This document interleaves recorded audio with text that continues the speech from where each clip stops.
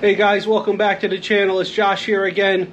We're in the garage today. We're going to be doing some work on the MT-09, guys. Like a lot of other people, I use a Quadlock phone mount for my phone on my handlebars. And, you know, I have a USB charging port. I've been using a cable to plug it in, things like that. I noticed some other guys out there, Uncle Bowgator, a few other people, they got the wireless charging head for their Quadlock mount. So I went ahead and bought one of those because sometimes when I'm out recording video, guys, I want to be able to charge or plug in my GoPro or my Insta360 into those USB ports that I installed. So the wireless charging head makes a good option for me to install on the bike. So you can see here, guys, on the bike, I'm going to walk over here. You can see here, guys, this is where my Quadlock is currently mounted. I used the handlebar mount, and I mounted it to the handlebar, slid it to the side, and then here's the mount itself. And with me, guys, I have an iPhone 14 Pro, and it fits perfectly well here. I can turn the head it can either turn it horizontally or vertically. And it doesn't hit the tank down here at all or anything, and it works out really good.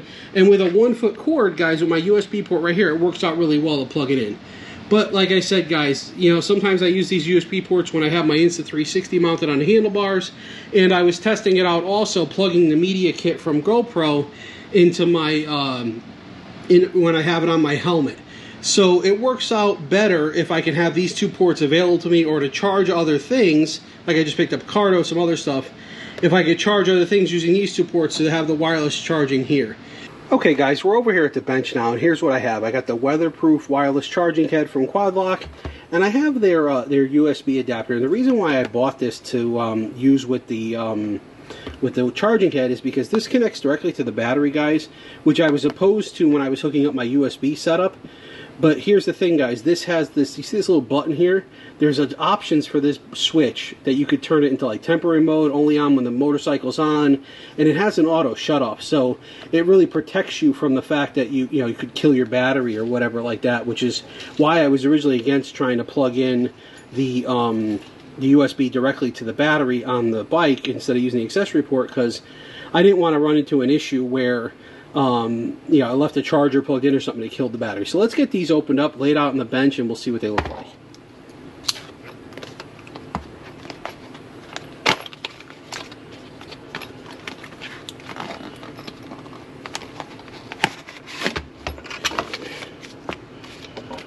Alright guys, so here's the mount itself. They got the little the tape around it because all these parts are loose here, guys, but you know, looks pretty hefty. It's got a good heat sink on the back. Here's the connector for the USB-C cable, and then if you guys are familiar with Quadlock, there's usually a 3mm Allen bolt that just goes through the center, comes out the back, and then those little teeth are for the adjustment on it. So with that, looks like we got our cables here, a couple different cables based on what kind of mount you're going to do, a couple zip ties, and that 3mm Allen head that they give you with everything here. So that's for the wireless charging. Let's look at the adapter here that we have. So let's get this open. Oh, I don't even need the knife. There's no tape on the bottom here. Alright, so we'll get this out of the box now. Okay. And let's just... An auto mode device will remain on after engine has been shut off until battery voltage drops below 12.5 volts. So see guys, that's the important part of this adapter, is that you can leave it plugged in, and in auto mode it'll still charge, but if it senses your battery gets below 12.5 volts, it shuts all this off, which is really a good option, guys, to have, because now you don't have to worry about it, kind of like your headlights in your cars and stuff. It's just going to turn off automatically, so you don't have to worry about it you know, killing your battery and not being able to start your bike when you're done here. So let's see what we have here. It looks like we got some more zip ties and some kind of rubber boot, weather boot, and then let's see what's in here. Okay, it's all wrapped around here with the papers. All right, so here's the battery end that plugs into the car. Here's the cable that actually connects to the batteries, right? So we got our two terminals, and we got basically a battery tender type plug, guys, here. And then at the other end of this wire, right, so here's our control module, and then at the other end of this wire we have a USB port here. So actually, guys, you could use this and mount this as just a USB port on your bike if you really wanted to. And then you have, here's the switch, right, so auto, off, and on. And we're going to set ours to that auto mode so we don't kill anything. So, and then, like I said, here's the battery cable. So we're gonna, guys, what we're gonna do is we're gonna work from the handlebars back, because there's a lot of extra wire here. I saw other guys do these installs. I mean, look, they give you quite a bit of cable here. And then even on the USB end of this here, there's, you know, there's quite a bit of cable here, guys. It's got to be almost 6 feet worth. There's 7 feet worth of cable.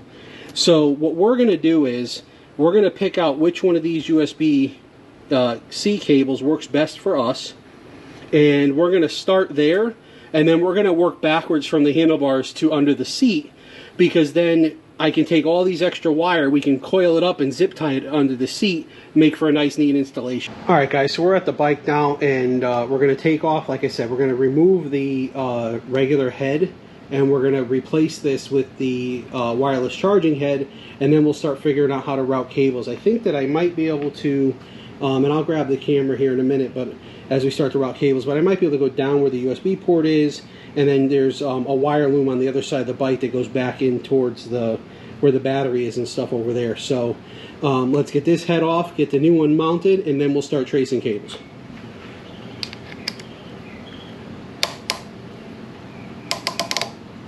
And like I said, guys, everything Quadlock is 3 mil. Okay guys, first problem we're running into here is because of the charging port here on the back of this, and I want to mount this basically square like I had the other one, I'm running into this leg of the vibration dampener. So what I'm going to do is I'm going to have to rotate my vibration dampener around basically 180 degrees, put this one tab at the top and these two flares at the bottom, and then I should be able to mount it the way I want it with that port facing in there. So we're going to get into that right now. We're going to have to rotate this around this way. So, so now I should be able to mount this portion of it the way I want it to, which looks like it's going to be right. Yep, actually, now that I think about it, guys, might want to mount that charging port on this side so there's room for the cable to go this way. So hopefully you guys are able to see that on the camera, but I think I'm going to flip it around so that the charging port's over here. And actually, no, you know, something, I can leave it where it is because they gave me a bunch of different heads for this. So I should be able to use one of the right angle cords that they gave us and leave that mounted where it is. And it might hide the wire a little better. So we're going to leave it like that for now. So we're just going to get this sort of tight. Just tight enough that we can operate it, and then, you know, just put the phone on it. So now what I'm going to do is with it kind of tight, I'm going to grab the phone, just put the phone back on it, make sure it's, you know, kind of where it's supposed to be, and it's not hitting my tank when it's in the portrait mode and things like that. So I'm going to grab my phone. Hold on, guys. All right, guys, so this is, and just to add to it, guys, this is an iPhone 14 Pro, the regular size one, not the Max, not the super duper sized one. So that's what I'm working with here. So I'm going to back the camera up just a little bit. We have it mounted now, and we're going to turn the handlebars just to see how we're doing here. Let me back you guys up a little bit more here. Yeah, and sure enough, guys, I have it mounted off kilter just a little bit because I want to have it basically perfectly straight. So we're gonna take this off, and it should be just push down and turn like the other one. I guess not. Okay, so it's a little tighter than the other one. And we're going to rotate this head a little bit till we get it where we want it to sit.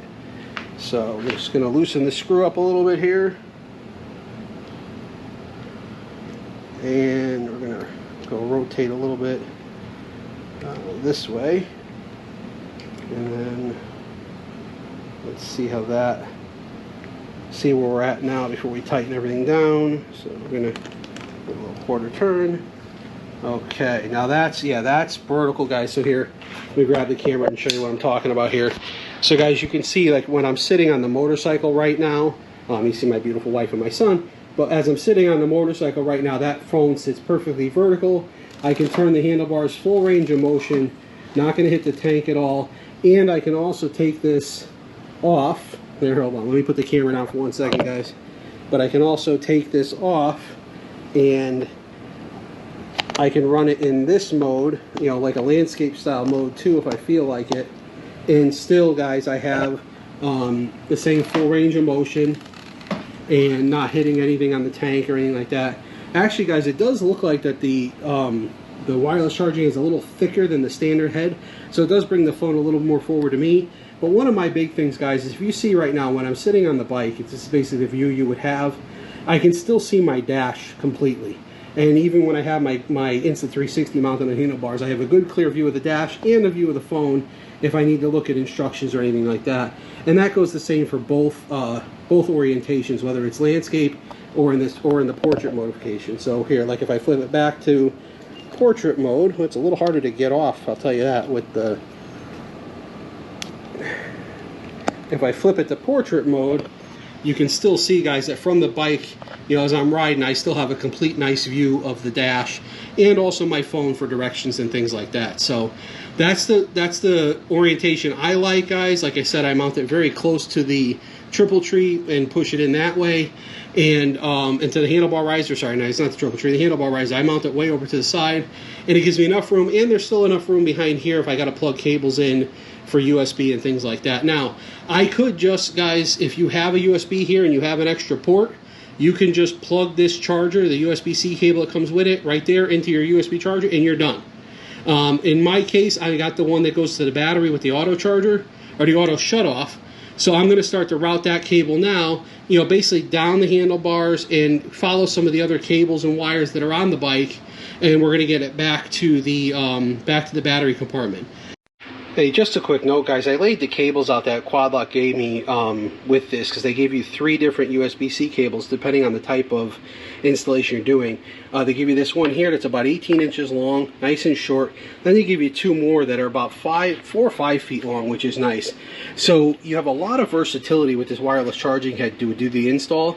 And the good thing, like I said, Quadlock includes everything you guys need to do. And listen, they're not a sponsor or anything like that. They don't want nothing to do with my little channel here, but they do everything. They give you everything you need when you do an installation like this. Plenty of cable, plenty of length to work with, plenty of zip ties. I mean, they gave me 5 zip ties, guys, with one little setup, and then another 5 with the other piece. So I got 10 zip ties, and I got a bucket of zip ties, guys. I don't need them, but it's nice that if you're doing this at home or doing this yourself, they basically include everything you need to do the installation. I mean, they even include the Allen key, guys, if you don't have Allen wrenches. Now, if you're working on your bike and you own a metric bike, you know, anything Japanese or anything like that, you should have all your Allen heads, but it's nice that they include every little piece that you need for you. So just a little quick point before I start routing cables is, if you order anything or if you guys have stuff from Quadlock, you know this, it's a complete kit and gives you everything you need to get the job done. Alright, guys, so that charging port is right here that you have to plug the USB-C cable into it,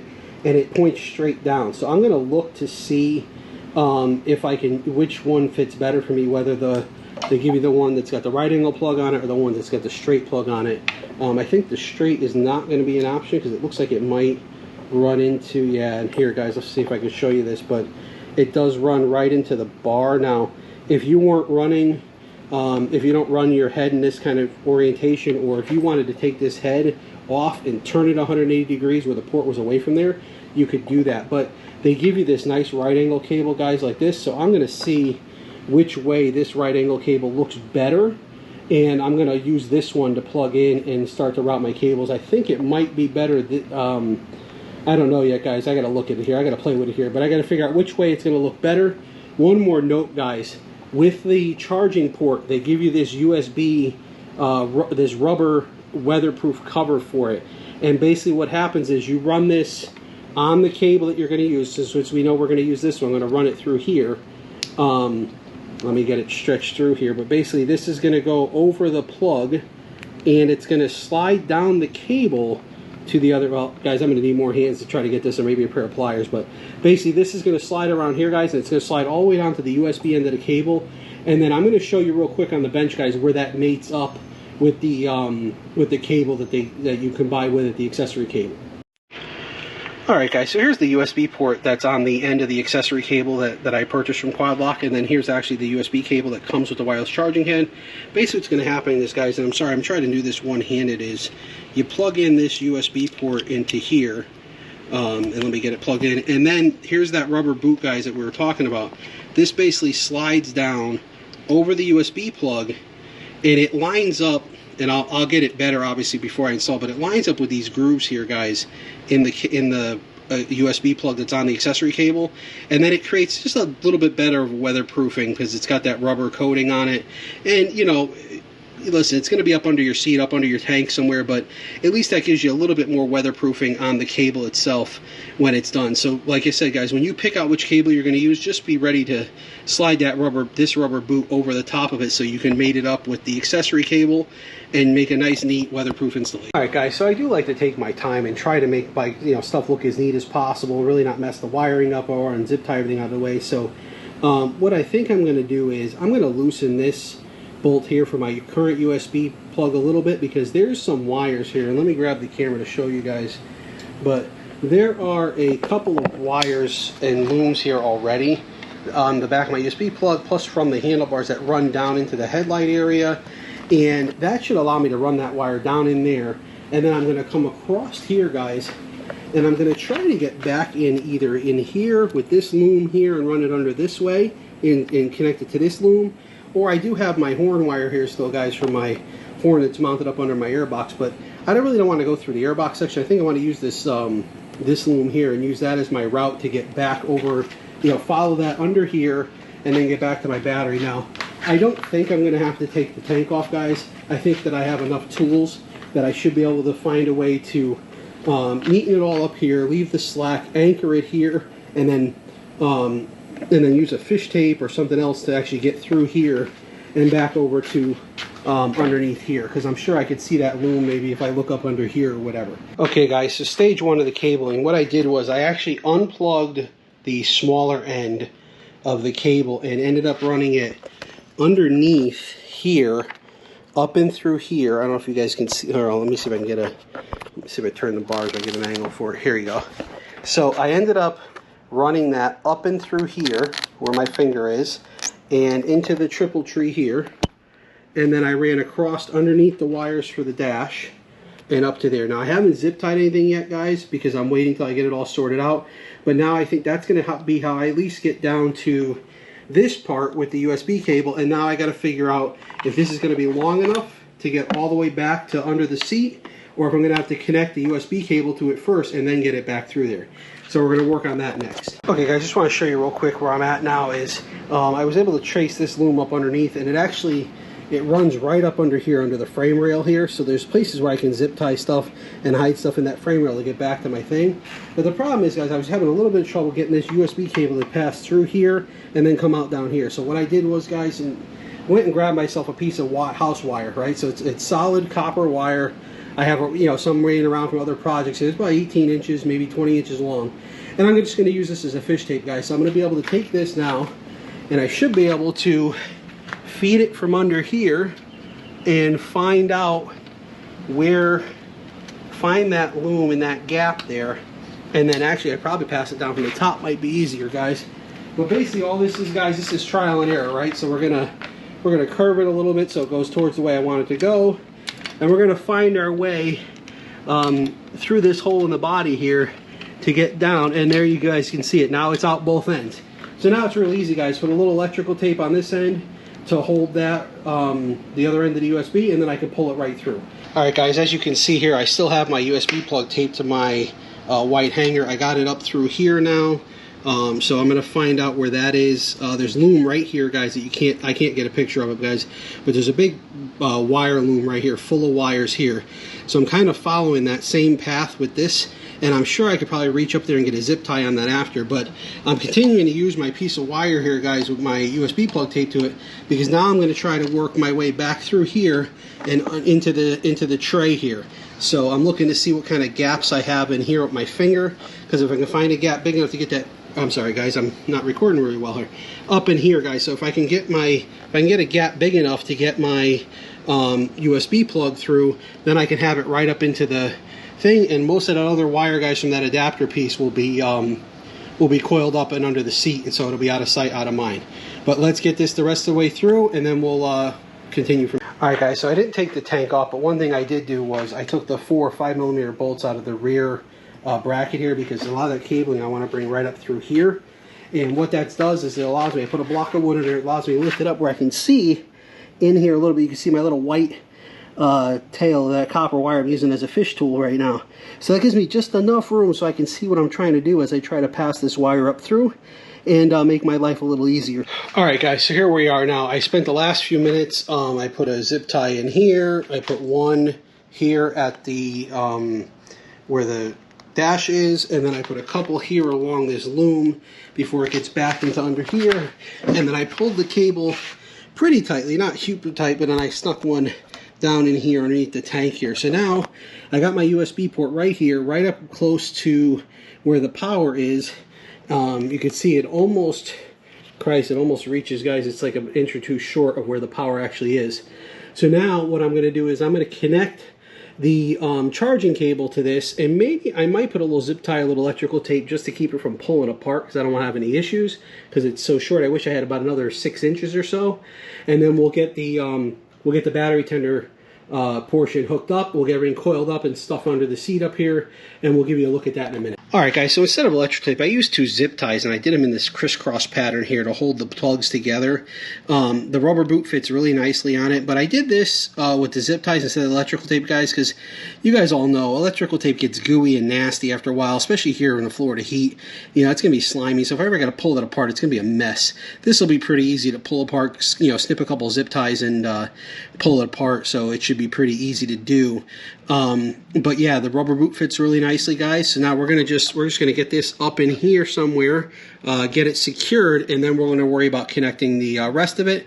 But what we'll probably do, guys, I'm probably going to hook it up right now and just test it to see if it charges the phone the way it's expected to. So I'll probably leave it, you know, leave the tank in the position it's in and everything. I'm just going to really quickly bolt the wires to it and then just make sure everything lights up on the dash and that it works as expected. All right, guys, nothing here special about this to connect this up. I mean, it's there's a red and a black, guys. Obviously, you just, you know, black to negative, red to positive. So you just, you know, you need 10 millimeters wrenches or sockets to disconnect the battery. You know, negative terminal is going to go here, positive terminal is going to go over here, and then we can plug stuff in and see if it's going to work. So I'm not going to record this, guys. I mean, it should be pretty straightforward. So we're going to just get this done. I'll show you where it plugs in, and then we'll throw the key in it and throw the phone on the charger and see if we're working. Alright guys, so the wires are a mess right now, but I was able to get the negative on there. The positive gave me a little bit of shit, guys, because I really had to go like underneath the rubber cover that way and kind of point it downwards. The only way it would really fit, because the bolt on it's kind of short, and the nut that's in the battery terminal, guys, if you mess with that, it's kind of loose, so you gotta like hold it and stuff. So that was a pain in the ass, but I connected the wires up. Right now it is sitting in the off position, which is the middle position. We're going to power the bike on, just see if anything happens.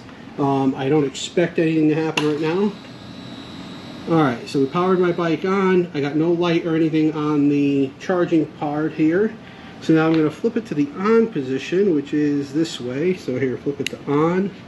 Alright, and we can see that we get a light there now blinking. And that blue light, guys, which means it's getting power.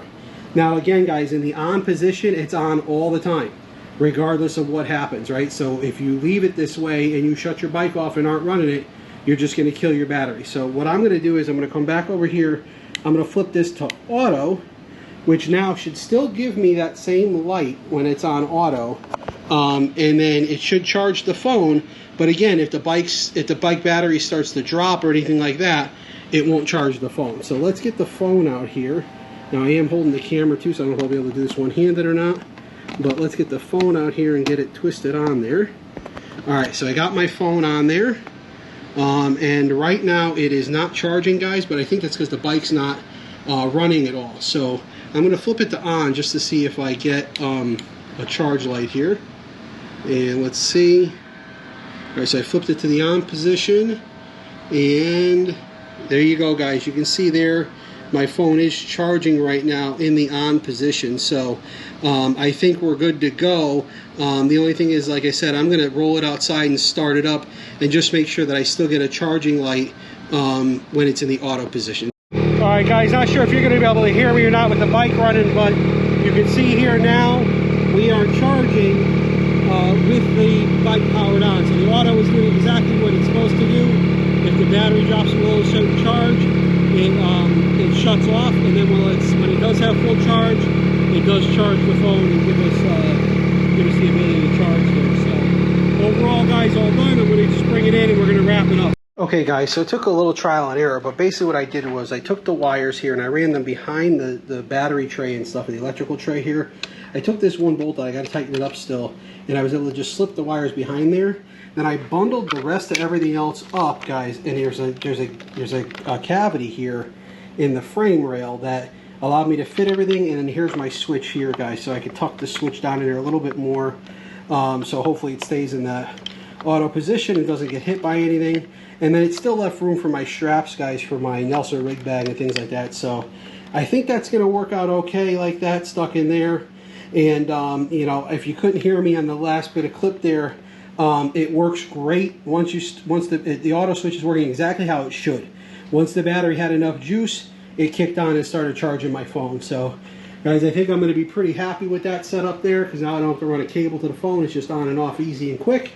And that's going to wrap this one up. Alright, guys, so that wraps up the wireless charging head install for the Quadlock on my 2021 MT-09. Guys, it'll be the same on any motorcycle. It's just a matter of getting that wire back to the battery and connecting that tender piece back to the battery and plugging in the other cable. So at any motorcycle you do this on, it's the same. Obviously, where you route the wires will be different, things like that. But hey, listen, on another note, guys, I know the videos haven't been coming out as frequently. I'm here one every month or so or whatever. Honestly, guys, it's just been busy. You know, a lot of stuff going on at work, a lot of stuff going on at home, you know, trying to work on some projects for the wife around the house, and just, you know, not having time to get it all done.